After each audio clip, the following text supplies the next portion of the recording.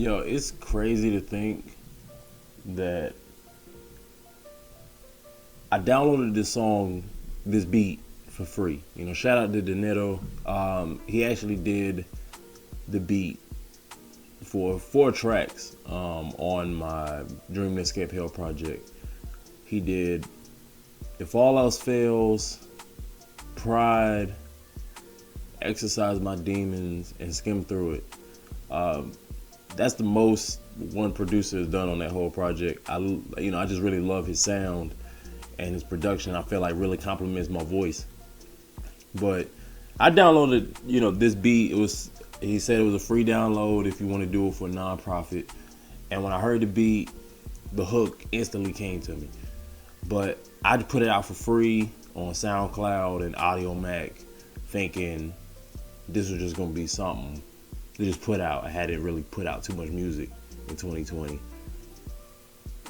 And I really did not expect it to hit 16,000 plays. So on one hand, I'm happy. It's pretty dope that y'all really fuck with it like that. But now I wish I would have bought the rights to that beat and put it out on streaming services if I knew it was gonna get that kind of response. So yeah. Now I wrote this song because I feel like it. And what I need you to understand is that you never understand. Alright, so I'm gonna start off with the hook, because that was the first part of the beat that I wrote as I was putting this together. I'm listening to this beat while I'm at work. Like, I work at a warehouse during the day whenever I'm not doing music. And, the hook just came to me instantly. It's like, think it's God's work till you find the devil saying your checks. And a demon bought your self-respect. I'm just trying to get ahead. Like Jesus break this motherfucking bread. Like, the inspiration behind that is really, like, it was inspired by people who are on social media. And, either they're on social media or they're just like celebrities in the public eye and things like that. And they give off this, good, saintly image. And in reality, they don't really give a shit about any of the stuff that they're talking about. I had I don't know any of this stuff personally, but you can kind of tell during the Black Lives Matter marches that resurfaced, that there was a lot of people that kind of jumped on it as a way to, just kind of market themselves. I get kind of offended when all these artists come out and they drop these songs immediately when these hashtags and stuff start trending on Twitter and Instagram and wherever else. It feels like they're capitalizing on a moment. Kind of like, people's giving so much shit to Starbucks and all these other companies like Apple or whatever. And they were jumping on top of this movement talking about, we hear you, we see you. And Starbucks especially, you find out later, like, oh, well, also they told their employees they can't wear Black Lives Matter paraphernalia while they're at work. It's just kind of like that double two-faced thing. Like, we're going to show you in public, but it's really just so you can come out and buy more shit.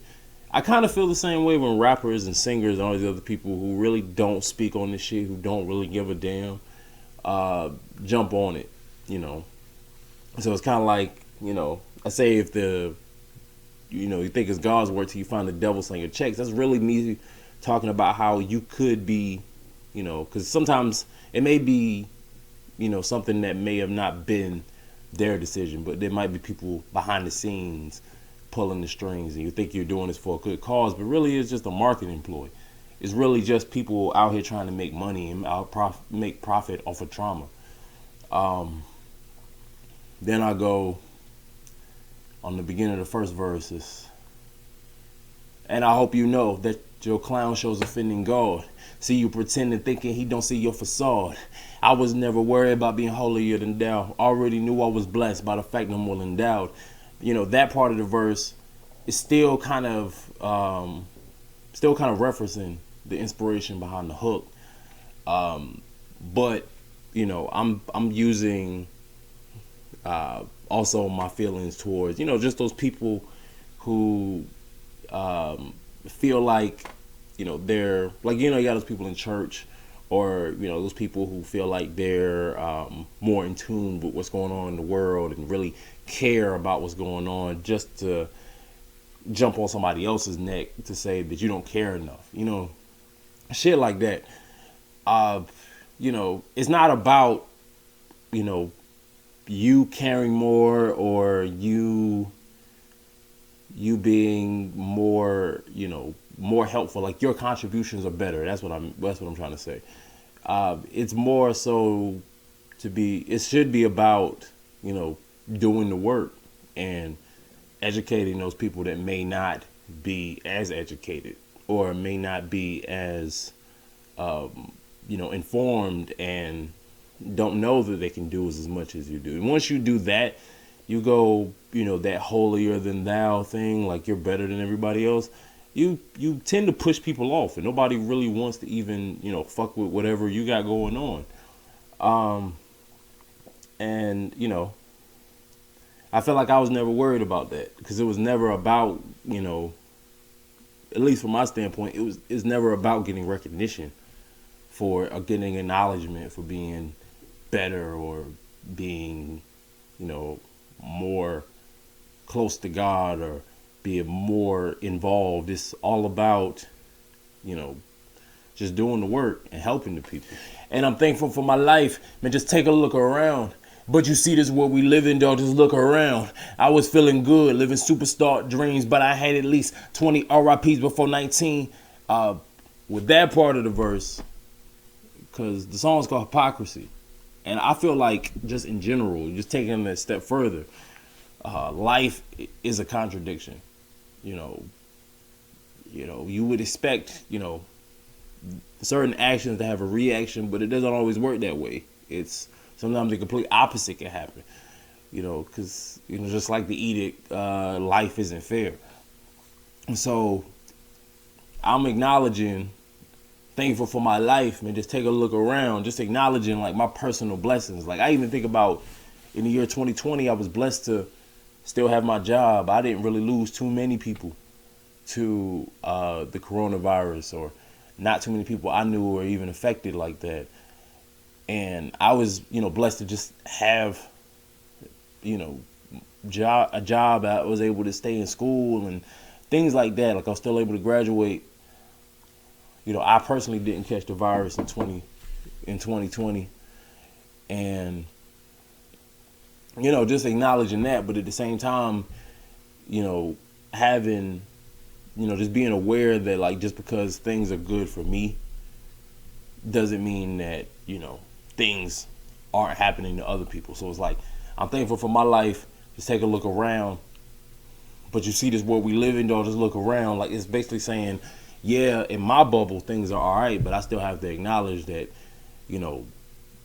everything isn't okay. Like, there's, people in certain positions, like well-off people, politicians, things like that. There's some of them just, turn a blind eye to the rest of the world, or even, amongst the people of their own country, and see people struggling.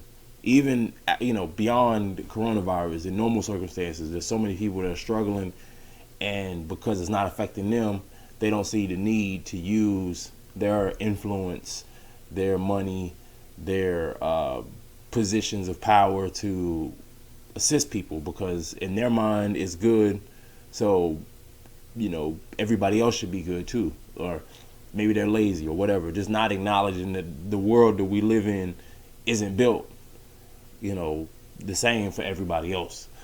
I was feeling good, living superstar dreams, but I had at least 20 RIPs before 19. Just like I said, like, life is a contradiction. Sometimes, I'm looking at my life like, I'm living good, like, music-wise, like, even the success of this song, I'm looking at that, but still remembering, the people who didn't get to make it as far as I did. people that was close to me, people that I had the pleasure of knowing that are no longer here, like my brother.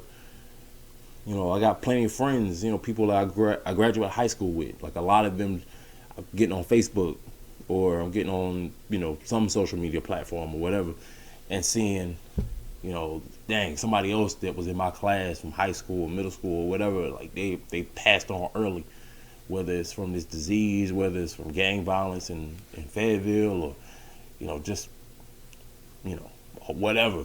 It honestly could be anything. Had me questioning who God is. How you gonna spare someone like Trump from the virus, but a baby died from COVID? Maybe the good die young, cause it's a part of the rapture, and he ain't came back and got me yet because I'm still a rapper. That part, you know, I feel like I always try to build on top of it. Like whenever I structure my verses, I feel like I start off with a point, and I'm trying to, you know, especially the song like this, I feel like I'm getting, and I tend to get all, you know, existential with, you know, my birthday. Like I wrote the song like maybe a week before my birthday, and with my birthday, and whenever I get close to that, I start thinking about existence and the meaning of life and things like that, you know, because I'm a year older. So, you know, I'm looking at, you know, just all of these sad stories of all these people who have passed away. Like it started off where it was just the elderly that was passing on or was in, you know, the greatest risk. Now everybody's at risk. Like I'm seeing people my age, people, you know, younger than me in high school. I saw a story about a baby, like 5-year-old or something like that, like passing on from this disease. And then I see the former president of the United States, you know, he's out here good. And, you know, it just kind of gets me thinking, like, why is it that these, you know, people that are as innocent as a baby get taken out of here by this crazy infliction, but, you know, somebody as evil as, you know, the Cheeto Man, like he can walk away from this thing, you know. I mean, I don't know what long-term effects he might be dealing with it, but he's still here, and that baby's not. It just, you know, it just certain things you start to really like trying to make sense of. And, you know, I say maybe the good die young. Maybe, you know, the good people were taken out of here because their time on earth was done. And on the flip side, like, you know, they don't have to grow up and deal with the aftermath of this. So on another hand, you might, you know, a lot of people look at death as this tragic thing, and then, but sometimes, you know, especially considering what may come after and what, you know, they might have to grow up or, you know, be along for the ride, so to speak, for what comes next. You know, maybe it was better off. You know, there's a lot of ways to look at it. And I started thinking, like, well, maybe I'm not out of here yet because, you know, maybe because I'm a rapper, and, you know, maybe being a rapper because of the way rap is looked at nowadays, and the way that, you know, artists use their music and their platforms for evil instead of good. And, you know, those are the ones that kind of have a little bit more influence, you know, as far as, you know, when you think about the majority, those people tend to have more influence than, you know, people that use their platforms for good, and those people who use their platforms for positive things. So, you know, just being associated with it, maybe that's the reason why I'm still here. Maybe that's my sin. Maybe, you know, something else, the reason why, you know, people didn't make it this far and that are gone and are at a better place, so to speak. You know, so it's just things I think about. And that's the type of thought process I'm putting in 16 bars. Blessed because I'm black, but I'm feeling cursed because I'm black. I've been fighting demons since the day I started breathing. Then I started thinking, ain't nobody else surviving that. I call that my shout out to black people, because, you know, a lot of this song is inspired by the pandemic and stuff like that, and just kind of watching how people have been moving and things of that nature. And, you know, I think about how you know, black people have been through so much, even worse than this. Because as bad as this feels, it's not as bad as slavery. It's not as bad as, you know, things that people in Africa have gone through over the years. Black people in America have gone through over the years. When you really look at it, like you look at that and you look at this, it doesn't even compare when you really think about it. And, you know, so I feel like we're equipped. So on one hand, it's like I'm cursed as a black man, as a black person, to have to deal with so much shit. And then you throw this on top of it. But on the other hand, it's like, you know, when you really think about it, we were the only ones prepared for this because of everything we've gone through. I mean, a lot of us ain't seen nothing like this, but, you know, just the nature of tragedy isn't new to us. And so that was just like a quick shout out to black people. This is just how I was looking at it. Maybe we living in hell. That's why all this evil thriving. And that's why that's all I see when I open my eyelids. Gangster, rapper, murder. Don't cry like they didn't indulge. If you living by your best believe you gonna die by the sword. So the first two bars are just reference. That just kind of ties back into that existential thought. Like, you know, maybe we're looking at it wrong. Maybe we're in hell and we're supposed to get over to a better place. It ties into the previous point that I made on the first verse. But those last two bars, I definitely want to word this correctly because I don't want to offend anybody unintentionally. So when I wrote this song, it was, I said, a week before my birthday. I put it out November 30th, so it would have been, you know, a week before that, late November. And around this time, a lot of rappers were in the news for either being murdered or being shot, but, you know, still alive. And, you know, so I don't want to say this point and it comes off like it's disrespectful, because I don't want to disrespect the dead. I don't want to disrespect the family and loved ones and the fans of these people. But just in general, it's something that when, unfortunately, when these things come up, it just makes me think. Like, I think about how if we take a lot of rappers at face value, right? And we say that their music and their lyrics are autobiographical. You know, even in the state of Maryland, they've decided they want to use rappers' lyrics as evidence, you know, when building cases and things like that. So it made me think, like, if these lyrics and the stuff that these guys are talking about is autobiographical, and, you know, in they lyrics, if you really go down and you look at it, they killing a lot of niggas and they selling a lot of drugs, destroying the neighborhood and things like that, right? To get paid.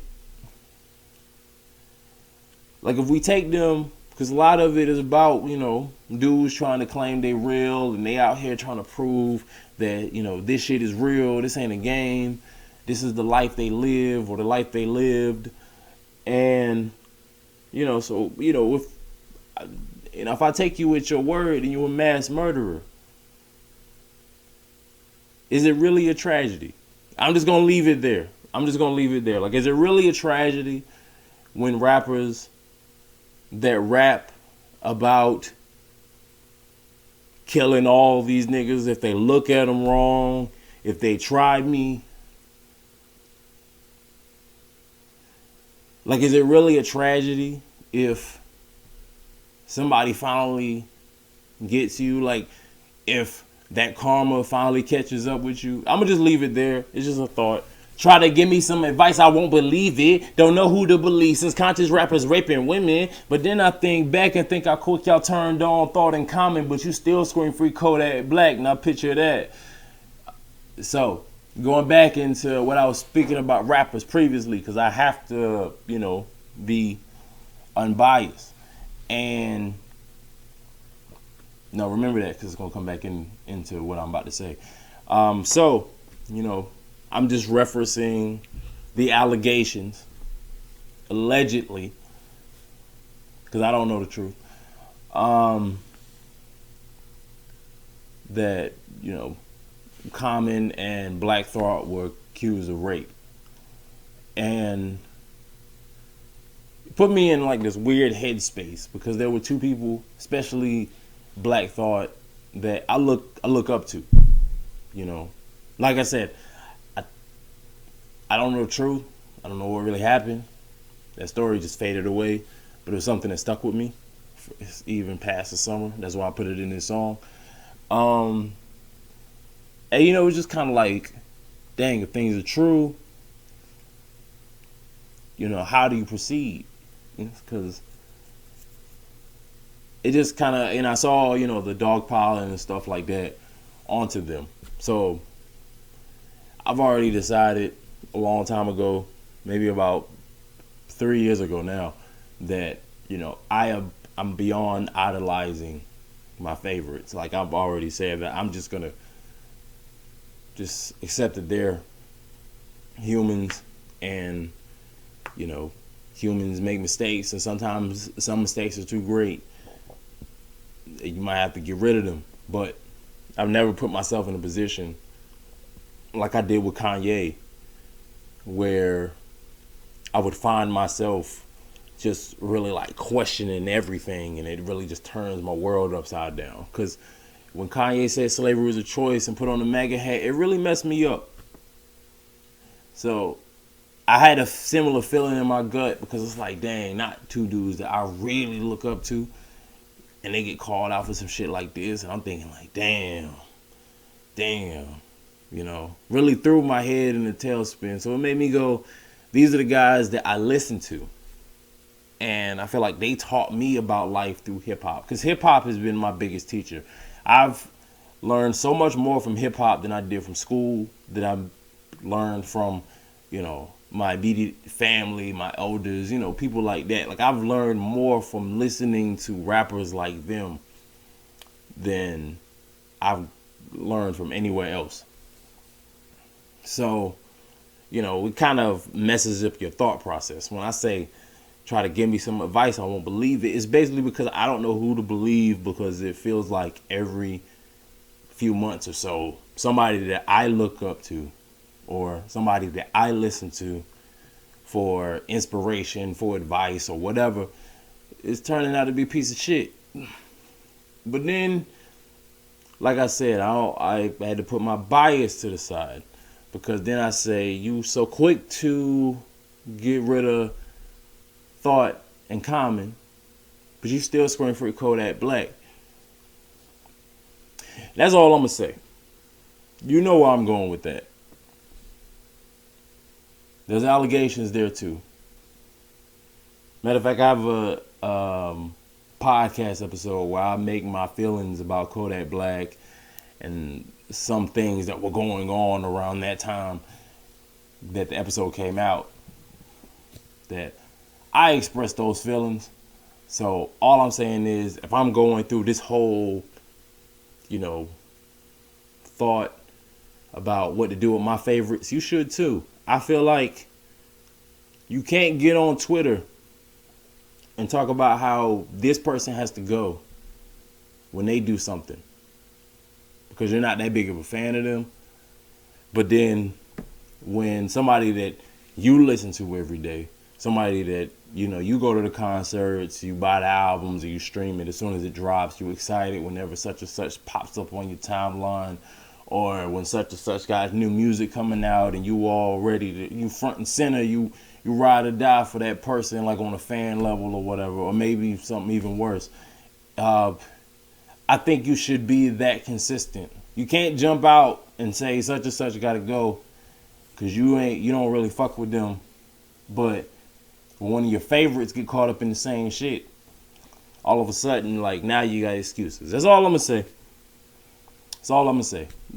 Just know that it don't mean shit to try to cancel anybody if you ain't willing to do the same to your favorites. If you ain't willing to do the same to the motherfuckers that's hot right now, you know, it's all pointless. It's all BS.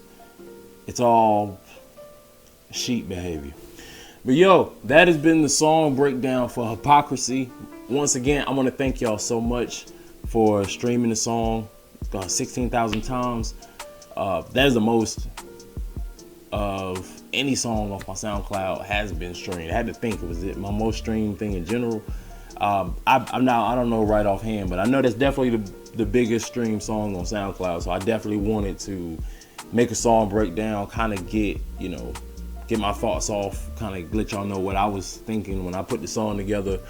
Let me know if y'all want to hear more song breakdowns, if y'all want me to do any other songs. I know that I put a poll up not too long ago to do Hells on Earth from my 2018 project Dream to Escape Hell. If you haven't listened to that, make sure you stream that on all streaming platforms available right now. Make sure y'all like this video, y'all share it, leave a comment, tell me what you think, tell me if any of the lyrics, anything like that stuck out to you. And until next time, I'm gonna holler at you. One love.